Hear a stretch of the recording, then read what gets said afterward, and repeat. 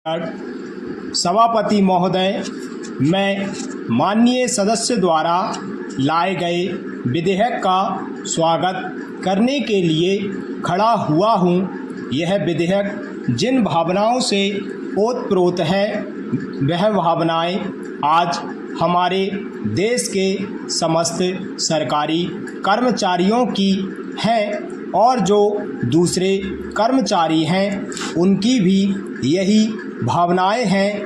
मैं अखिल भारतीय महासंघ का कई वर्षों तक अध्यक्ष रहा हूं, इसलिए मैं उनकी भावनाओं से भली भांति परिचित हूं।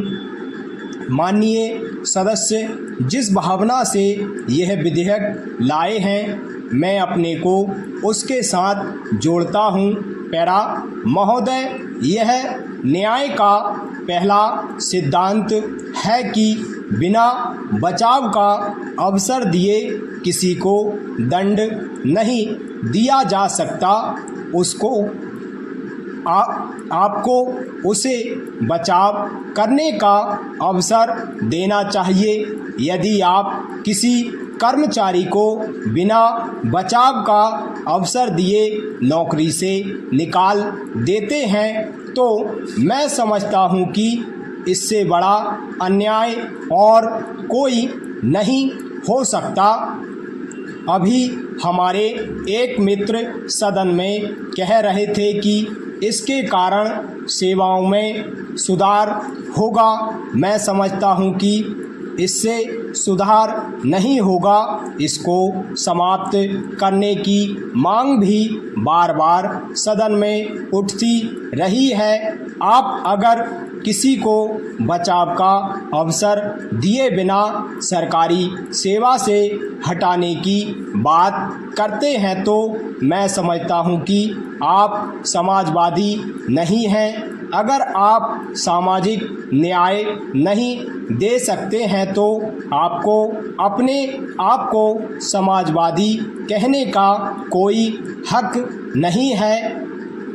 मैं निवेदन करना चाहूँगा कि प्रजातंत्र के जो नियम हैं उनका आपको पालन करना चाहिए।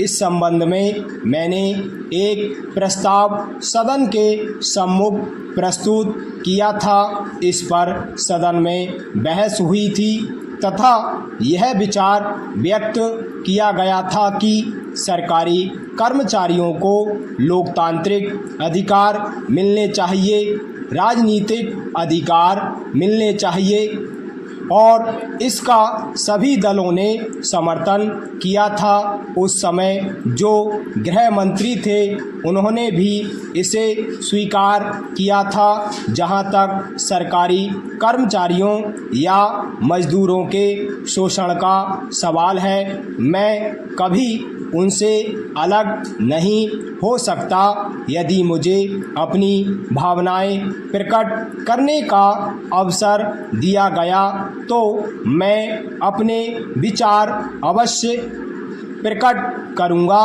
मैं आपके माध्यम से सरकार से और इस सदन के सदस्यों से अनुरोध करना चाहता हूं कि इस विधेयक को सदन में स्वीकार कर लिया जाना चाहिए।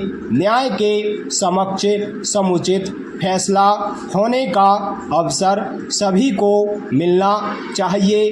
कर्मचारी को दंडित करने से पहले कारण बताओ नोटिस मिलना चाहिए।